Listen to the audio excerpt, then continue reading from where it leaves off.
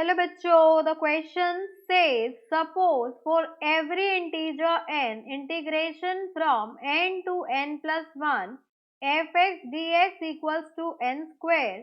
The value of integration from -2 to 4 fx dx is 4 options are given. We have to choose the correct one.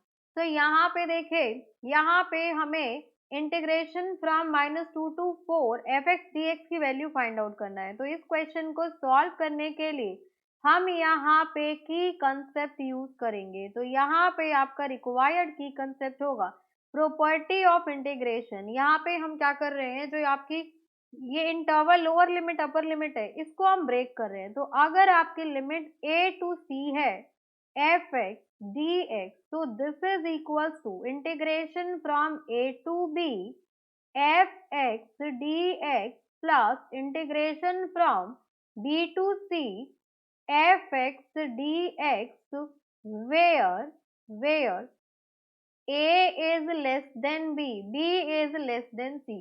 तो ये वाली property हम यहाँ पर use करेंगे। अब हमें यहाँ पर गिवन है, it is given that for every integer n limit integration from n to n plus 1 fx dx is equals to n square. अब ये वाली प्रॉपर्टी हम इसमें यूज करते हैं। अब यहाँ पे देखिए, हम लेट कर लेते हैं, let i is equals to integration from -2 to 4 F X D X. ये फंक्शन हमें गिवन है, इसका डेरिवेटिव फाइंड आउट कर इंटीग्रेशन फाइंड आउट करना है।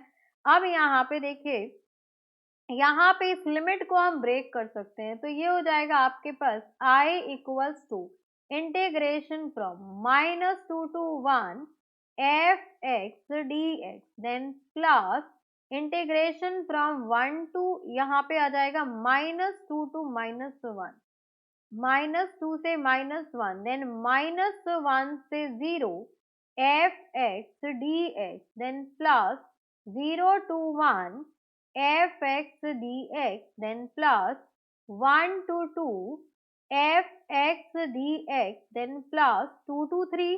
तो लिमिट आपकी जाएगी 2 to 3 F X D X इन कहाँ तक जाएगी, जब तक हम 4 तक ना पहुंच जाए। तो ये हो जाएगा आपके पास 3 to 4 F X D X. अब यहाँ पे देखे, यहाँ पे हर जगह आप देखेंगे कि ये आपका n है, तो ये आपका n प्लस 1 है। यहाँ पे n माइनस 1 है, तो -1 प्लस 1 करेंगे तो 0, 0 प्लस 1 करेंगे तो 2, 1 प्लस 1 करेंगे तो यहाँ पे आ गया आपके पास 2। तो यहाँ से आ गया आपके पास therefore i is equals to, हमें यहाँ पे बोला गया था कि i जो है वो n स्क्वायर के बराबर हो जाएगी। तो n क्या है यहाँ पर, यहाँ पे n आपका -2 है, तो ये हो जाएगा आपके पास -2 का स्क्वायर देन प्लस -1 का स्क्वायर देन प्लस 0 का स्क्वायर, बिकॉज लोअर लिमिट जो है उसका स्क्वायर कर देना है, देन प्लस 1 का स्क्वायर देन प्लस 2 का स्क्वायर एंड देन प्लस 3 का स्क्वायर। तो यहाँ से वैल्यू आ गई आपके पास i is equals to 4 plus 1 plus 0 plus 1 plus 4 plus 9। तो 4 plus 4 8, 8 plus 1 9, 9 plus 1 10, 10 plus 9 that is 19।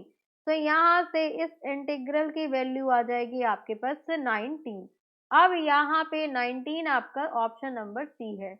So for this question, option number C is the required answer.